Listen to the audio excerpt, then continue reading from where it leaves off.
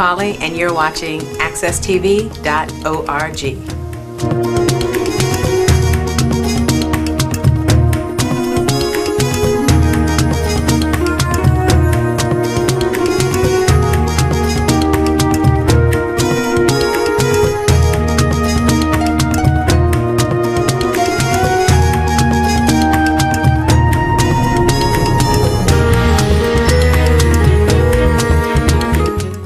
Good morning, everyone, and welcome back to Miss Cleo's Storytelling Corner. Of course, I have a wonderful storyteller for you today, another wonderful storyteller.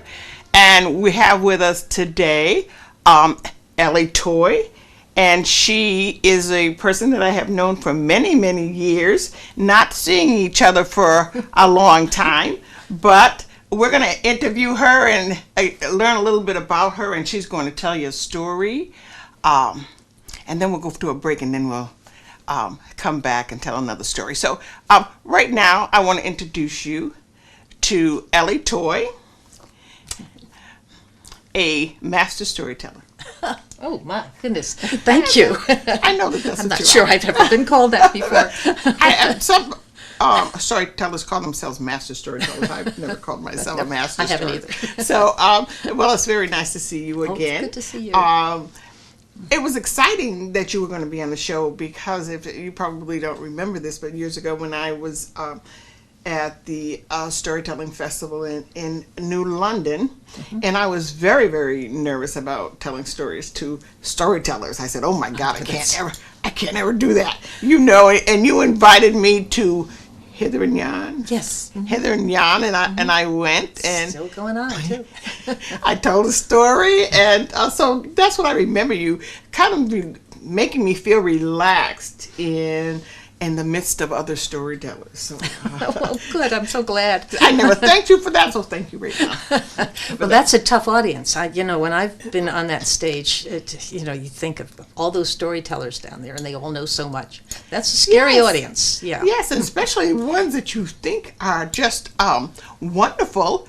That you are afraid to get up there and tell a story because it is so, they are so wonderful. Yeah. So, and there were two kinds of storytellers that I noticed at the festival. There were some storytellers that were so wonderfully entertaining, and I just loved their stories. But when I got home, I couldn't remember them.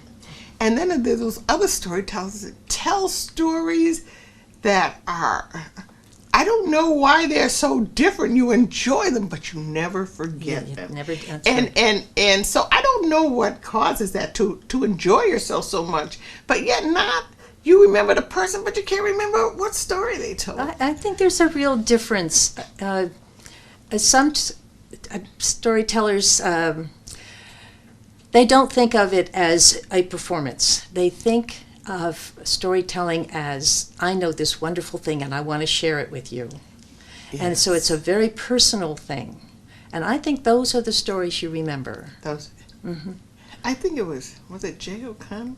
I don't remember this, but I remember the worm. And I remember this worm. That's Jay O'Callahan. And I keep saying, "Oh, I love that little worm." And I just never forgot him. And I never forgot the stories he told about his uncles and the war. Oh, yeah, he's wonderful. And so I remembered him so vividly. Yeah. And could see him right now telling those stories. And when he is telling a story, he is in it. He is telling you. He is right there in the story. He's not performing. He is really in the story, just telling you exactly what happened, and that's what you remember. Yes, mm-hmm. And I just would never forgot him. Mm-hmm. Or the Cuban lady who told stories about her mother and her that were... she's singing lullabies to her children. Yes. I loved her, Carmen Diaz.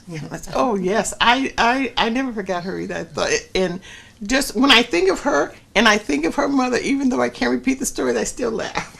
I still smile to myself when I think about her. Okay, tell us a little bit about yourself. All right. Well, I live in Middletown. I have 4 children who are all over the world. I have one in Germany and one in Minneapolis, and they're all over the place. And one granddaughter who's about to graduate from college. That's pretty exciting. And I have been I was a children's librarian for years, for 20 years, and then I told stories to the children in my play groups and story times, and that's what I like to do best. So I started doing more and more, and finally decided that's what I wanted to do, and left the library and launched myself as a storyteller. And I've been doing it ever since, and I love it. It's always interesting. It's always different. Most of the time I work in schools and use storytelling as a way to encourage children to listen more carefully, to be able to repeat what they hear and enlarge upon a story, tell the story themselves, Oh, yes, I love that. and in that way improve reading and writing skills. And storytelling is talk about the Common Core. Storytelling just absolutely fits into the Common Core. It's everything children need to know. I wish more people realize that. Well, so many people think, just like the gentleman you were telling me about previously before the show, that it's dead. Yes. I was telling some people a story. I won't tell that a little later. That Cleo, I don't listen to stories, and I'm saying, but I'm going to tell this story. Maybe I'll tell the story every show. And I didn't even really know the story. I don't know that well now, but I really didn't know the story. And I was just telling them about the story. And they sat there so quiet and listened. Yeah. And I said, you don't like stories, huh? Right. And these were all guys. And then they tried to sort of pick the ending, and then they talked about it, and then I said, I'll be darned, look at this. Yeah. So that was kind of exciting for me yesterday. Yes, it's too bad when I tell stories, to a small group or to some adults, and they'll say, oh, I wish my children were here to hear this. And that's wonderful.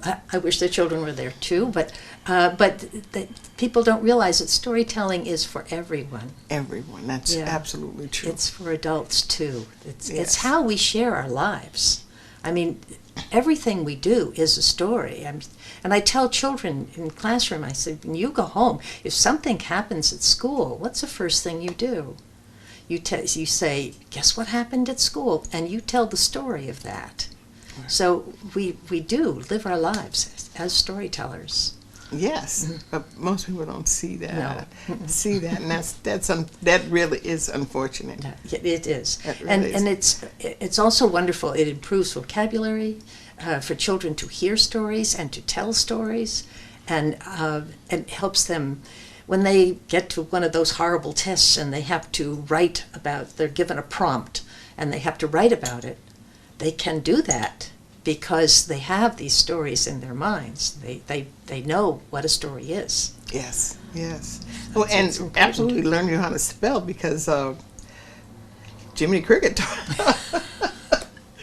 Jiminy Cricket taught you how to spell? Jiminy Cricket taught us how to spell encyclopedia. Do you remember that? No, I don't remember. He said, get the encyclopedia. ENCYCLOPEDIA. Oh, and wow. So we learned about the encyclopedia, and we learned swimming, and we learned just so many things we learned just by storytelling and looking at TV. But I'm not going to, we have to get to this story. All right, you need to tell a story. So right now, Ellie's going to tell us a story. All right. Well, I thought, in this realistic world we live in, I sometimes think that some of the wonderful fantasies of folk tales and fairy tales are missing. And so I'm just going to tell you an old-fashioned fairy tale. It comes from Scotland, and it's the kind of a story that starts once upon a time.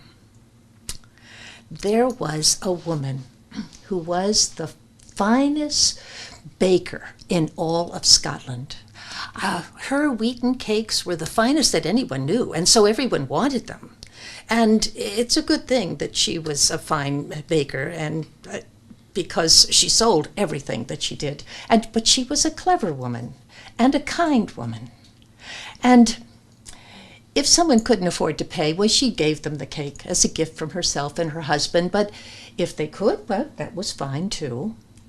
Now, here's something you might not know about the fairies. You know, there are a lot of fairies in Scotland, and they are not above listening at the door to find out what's going on. And they love human food. And the thing that they like best is wheaten cakes. And of course the ones, excuse me, the ones they liked the most were this woman's. So they found out when she would be doing the bacon at a laird's house, and they decided they would go there and they would kidnap her and take her down into fairyland to do the baking for them. Well, when the time came, they went to that place along the road, and they hid underneath the leaves and in the moss and all around, and they waited for her to come home. Well, she came walking down the road, and they all flew out around her. "Oh," she said, "the fireflies are thick this night." But it wasn't the fireflies. It was the fairies. And then they blew fern dust at her. "Ah, I'm that tired. I'll sit down here and take a wee nap before I go home."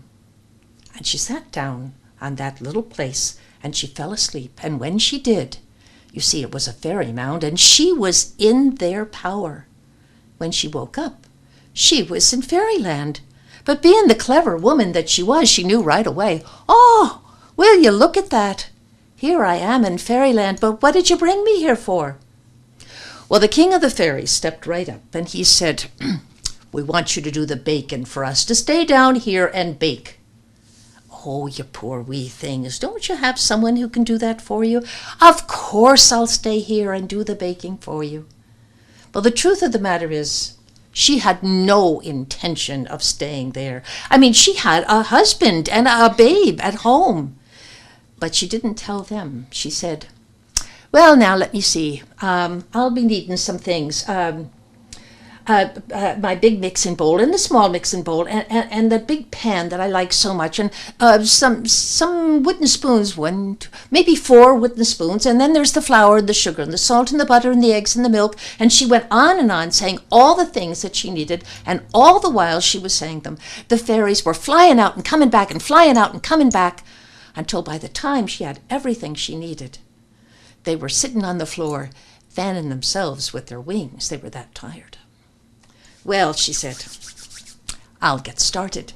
And she got the big mixing bowl, and she started putting things in it, and then she stopped. "I can't do it." "Well, why not?" said the king of the fairies. "Well, you see, it's my dog. I'm used to having my dog right here at my feet. He thumps his tail on the floor. This nice quiet sound helps me to do the mixing."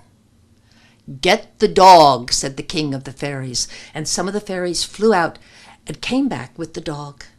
And the dog settled down at her feet and thumped his tail on the floor. Nice quiet sound.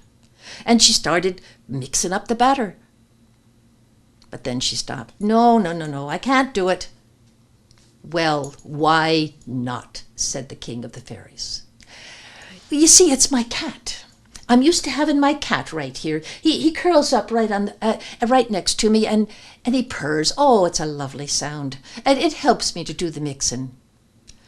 "Get the cat," said the king of the fairies, and some of the fairies flew out and came back carrying the cat. And the cat curled up at her feet and purred, and the dog thumped his tail on the floor, and she started mixing up the batter again. "You know, it's just not going to be."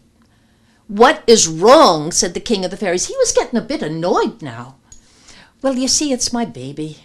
He's been home with his pa all day, and I know he's hungry and he misses me. I just can't do it unless I could see my babe." "Get the babe," said the king of the fairies, and more of the fairies flew out and came back carrying the baby. Well, when the babe saw his ma, He began to cry, as she knew he would, but she didn't stop him. She just handed him a wooden spoon, and he started beating on the side of the table with the wooden spoon and screaming at the top of his lungs. And over all that noise, she said, "You might want to get his pa to take care of him." And all of the fairies flew out. Out they went to get his pa. And they brought that man back and set him down. The poor man. Can you imagine what he'd been going through? I mean, there he had been at home, just sitting there waiting for his wife to come home. And the flour and the sugar and the salt and the butter and the eggs, and then the dog and the cat and his babe all went flying out the window. And now here he was in fairyland. But he saw his wife, and he knew that where she was, things couldn't be so far wrong. So he watched her, and she started mixing up the batter again, and then she said, "Step on the cat's tail." "What?" he said. "Step on the cat's tail." He stepped on the cat's tail. The cat let out a yowl. The babe was beaten on the side of the table and screaming his lungs out. And she said, "Now, pinch the dog." Ah, so now he was getting the idea of it. And he pinched the dog. The dog let out a howl. The cat let out a yowl. The babe was screaming and beating on the side of the table. And with all that going on, she mixed up the batter. And when it was all mixed up, she nodded to her husband to stop stepping on the cat's tail and pinching the dog. And she popped a sugar cube into the babe's mouth. The babe was quiet, and there was no noise. Now, I forgot to tell you this. There is one thing that fairies hate more than anything else in the whole world, and that is noise. And all this time, they had been flying around the room with their fingers in their ears because of the terrible racket that was going on. And now they were so tired they all fell in a heap on the floor. "Well," said the woman, "the batter's all fixed, but your little oven is way too small for this pan. I'll have to take... I know what I'll do. I'll leave my husband and the babe and the dog and the cat here, and I'll take the cake home and bake it in my own oven." Now, the king of the fairies got up. "No," he said, "you won't leave that lot with us. We don't want anything to do with them. Take them all home with you." And that made her feel kind of bad. "Tell you what I'll do," she said. "I'll take my husband and the babe and the dog and the cat home with me, and I'll bake the cake for you. And when it's finished, I'll take it to that wee grassy place where we first met." "Ah," said the king of the fairies, "if you do that, I'll see that there's something there waiting for you when you get there." "All right," she said, "and not only that, I'll do it every week." So the bargain was made. The king of the fairies said, "There'll be something waiting for you then, too." And he waved his arm. The ground opened up, and she walked out carrying the batter, her husband behind her with the babe, the dog and the cat following after. And when they got home, she put that cake into the oven. And when it was finished, she took it to that wee grassy place. And when she put it down on the ground, there was something there. It was a wee leather pouch. She opened it up, and what do you think? There was gold inside. So the bargain was never broken. Every week it was a cake for the fairies and gold for the woman. So what do you think? She lived happily ever after. Thank you. I know that it's time for our break, so we're gonna have a short break and we'll be right back. Don't go away because there's another story for you. See you in a moment.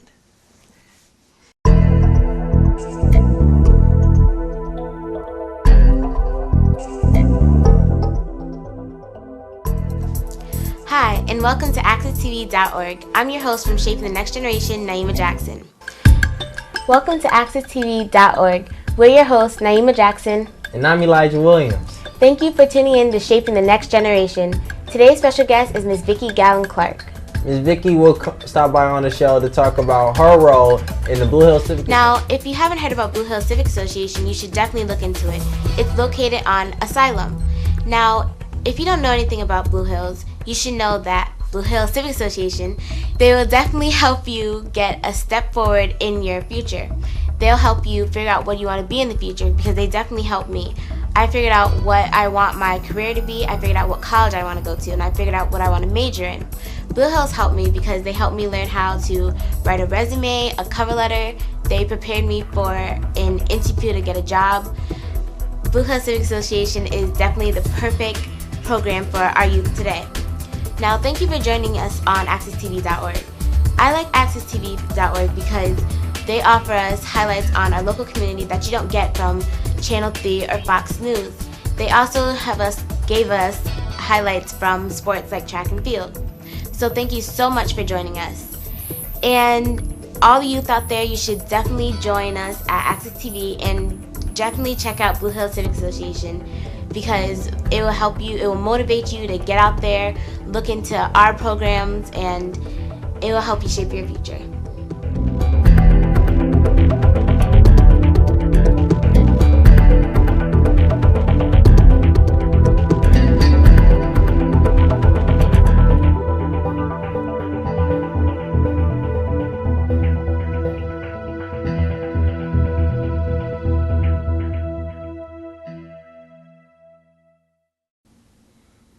Welcome back.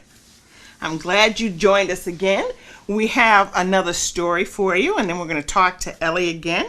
I was going to have Ellie tell 2 stories, but she says, oh, no. She says, you have to tell a story too. So I decided to tell a story, and I was in my favorite place in the morning with my coffee buddies, and so I was telling them that I was going to tell a story. And of course, they were all gentlemen and said they didn't like stories. You know, oh, I don't really like stories. I gotta go to work, blah, blah, blah, blah. You know, that's not me. I said, just listen to this little story. It's not a big story, just a little story. I really didn't know it that well, but I kind of liked it. So this is a story about, the name of the story is Half-Face. And Half-Face, he lived in an old dirty town. And the reason they called him Half-Face, you're not going to believe this, but he had one arm and one very strong leg. He also had one eye and half a mouth, and he hopped around. He just hopped around all the time. And he didn't have a very, you think I know, but you think that that's not the truth, but it is the truth. And Half-Face always lied. He didn't have the best personality in the world. He used to do terrible things. You know, the little girls, when he was a child, would be jumping rope and he would cut the rope. And the mothers would hang out their clothes and he'd throw mud on them. I mean, he was, and as he got older, he got worse and worse. And one day he was walking down the street and he saw a blind man begging on the corner. He had his hat out and he stole the money. But the blind man, he wasn't just going to sit there. He got up and he bopped him on the head and he grabbed him. And, you know, Half-Face, he had a silk tongue. You know those kind of people. And he said, oh, I'm so sorry, sir. I'm so sorry. Please, I'll never do it again. Just let me go, please. And he let him go. Well, Half-Face went out, got a rat, bopped him on the head, till he knocked him out, went back to the blind man, put the rat in his cap. Well, the rat woke up and he was awfully dizzy, and he looked up at the blind man, and he bit him terribly, and the blind man had to go to the hospital. And by the time he got out the hospital, I know this is terrible, but listen, I know it's terrible, but just bear with me. And then when he came home from the hospital, he went to his house and it was burned down to the ground. Well, Half-Face was just more terrible than you could imagine. The town was getting totally sick of him. And then he started to sell, you know what? Made a lot of money, and he got even more greedier and more mean. So, the town got tired of him. Yep, the town got tired of him. They didn't want to send him to jail because he would get bail. They didn't want to chase him out of town because he'd come back. There was only one way to get rid of him. I'm not going to say they wanted to permanently get rid of him. But one day, Half-Face saw this woman that really pleased his eye. And he hopped up to her and he said, "Ha! Oh, I like you." He said, "Listen, I know I'm half a man, but I can sure satisfy you." And the lady, she kind of looked at him. Who knows? There's somebody for everybody. She kind of liked Half-Face. And she said, "But you know, you're only half a man. And I need a whole man. I need one man. You just a half a man, so I can't be with you. You have to go find your other half." So Half-Face started hopping out of town before the people knew he was gone. And he was hopping and he was hopping. His legs hurt him. He hopped so long. And finally he came to this town and he said, "Did you ever see anybody that looked like me?" People said, "No, I never seen anybody look like you, but I heard about someone." And so he kept hopping from town to town, asking, did you see anybody that looked like him? And everybody said no. And then one day he came into this town, and face to face, he found the Half-Face twin. Now Half-Face, he had a mean look about him. But the twin had a very nice look about him. And he said, "Well, I would not have gone out to look for you." And Half-Face just looked at him. And the people looked at both of them. And then there was a wizard around. And he said, "Are y'all going to fight?" "Yep, y'all need to fight. See who's going to win this battle." So they went out to the clearing. And they started fighting. And they fought all day, all night. The south wind fought with the west. Oh, the south wind fought with the north. The snow fought with the rain. And all the people felt like life was just terrible and painful. And they kept a-fighting. Well, who do you think won? Who do you think won? This battle, goes on in other places, not just this place. It goes on in a lot of places. It's a struggle that might occur inside of you. But inside or outside, who loses or who wins? Who knows? So what happened next? And that's exactly what I asked those men sitting at that table. What happens next? Oh, they had a variety of ideas of how the story would end. But let me tell you something. I don't know how the story ends. It's all up to you. Now, Hobbs, I know you hate things to end that way. I know it, but you gotta find your own ending. But both your halves are together, so I'm sure you're gonna come out just fine. Thank you for being with me today. And Ellie, thank you for being thank you for being with wonderful us. Story. And thank you. And we will be together next week. Come back again. And you remember, read a little, write a little, create and dream. And I will see you next week. Have a good week. Bye-bye.